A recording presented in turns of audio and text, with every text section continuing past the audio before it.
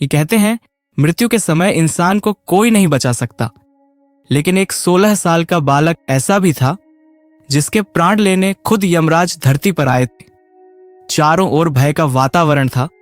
मृत्यु बिल्कुल सामने खड़ी थी, लेकिन तभी उस बालक ने रोते हुए शिवलिंग को कसकर पकड़ लिया और महादेव को पुकारने लगा। यमराज ने अपना पाश फेंका, पर अगले ही क्षण कुछ ऐसा हुआ जिसे देखकर स्वयं देवता भी कांप उठे। शिवलिंग फट गया और उसके भीतर से स्वयं भगवान महादेव प्रकट हो गए। एक बार मृगशृंग नाम के एक मुनि थे। उनका विवाह सुव्रता नामक एक सुंदर कन्या के संग संपन्न हुआ। विवाह के कुछ वर्ष उपरांत मृगशृंग और सुव्रता के घर एक पुत्र ने जन्म लिया, परंतु उनके पुत्र हमेशा अपना शरीर खुजलाते ही रहते थे। इसलिए मृगशृंग ने उनका नाम मृकंडू ही रख दिया। मृकंडू में सभी श्रेष्ठ गुण थे। उनके शरीर में तेज का वास था। पिता के पास रहकर उन्होंने वेदों और पुराणों का अध्ययन किया। पिता की आज्ञा अनुसार ही उन्होंने मृदगुल मुनि की कन्या मरुद्वती से विवाह किया। मृकंडू जी का वैवाहिक जीवन शांतिपूर्ण ढंग से व्यतीत हो रहा था, लेकिन बहुत समय तक उनके घर पर किसी संतान ने जन्म नहीं लिया।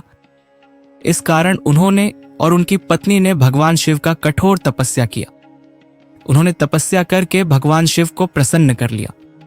भगवान शिव वहां प्रकट हुए और मुनि से कहा कि हे मुनिवर, मैं तुम दोनों की तपस्या से अत्यंत प्रसन्न हूं, मांगो, क्या वरदान मांगना चाहते हो?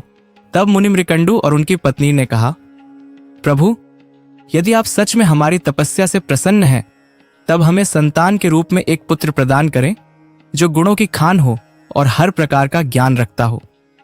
इस पर भगवान शिव ने कहा है, मुनिवर, तुम दोनों के जीवन में संतान सुख नहीं है, परंतु तुम दोनों ने मेरी घोर तपस्या की है और मैं तुम दोनों की तपस्या से अत्यंत ही प्रसन्न हूं।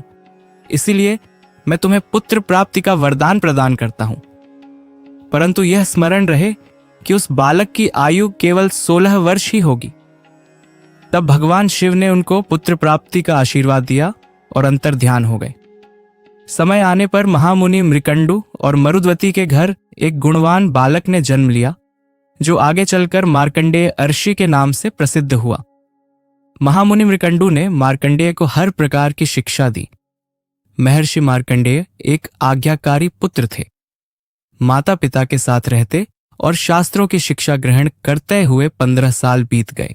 जब 16वां साल आरंभ हुआ तो माता पिता को भगवान शिव का कथन स्मरण आया और वह उदास रहने लगे।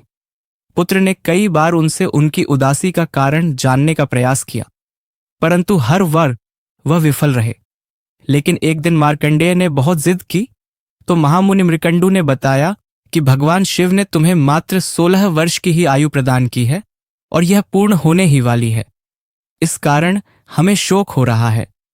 इतना सुनकर मार्कंडेय अर्षि ने अपने माता पिता से कहा कि आप दोनों चिंता ना करें, मैं भगवान शिव जी को मना लूंगा और अपनी मृत्यु को टाल दूंगा।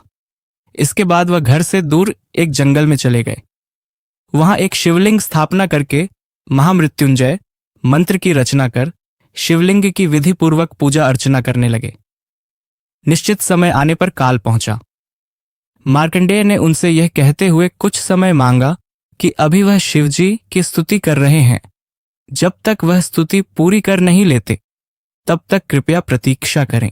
काल ने ऐसा करने से मना कर दिया तो मार्कंडेय आशी जी ने विरोध किया। काल ने जब उन्हें ग्रसना चाहा तो वे शिवलिंग से लिपट गए और जोर जोर से महामृत्युंजय मंत्र का जाप करने लगे। इस सब के बीच भगवान शिव वहां स्वयं ही प्रकट हुए। उन्होंने काल की छाती में लात मारी। जब तक कि काल कुछ संभल पाता तब तक मार्कंडेय आशी की मृत्यु का समय समाप्त हो चुका था। भगवान शिव ने काल को चेतावनी देते हुए कहा कि यदि भविष्य में कोई भी प्राणी निस्वार्थ भाव से प्रतिदिन या फिर मृत्यु के समय इस मंत्र का जाप करता है तो उसे किसी भी प्रकार का कष्ट नहीं होगा। उसके बाद मृत्यु देवता शिव जी की आज्ञा पाकर वहां से चले गए। मार्कंडेय आर्षि की श्रद्धा और आस्था देखकर भगवान शिव ने उन्हें अनेक कल्पों तक जीने का वरदान दिया।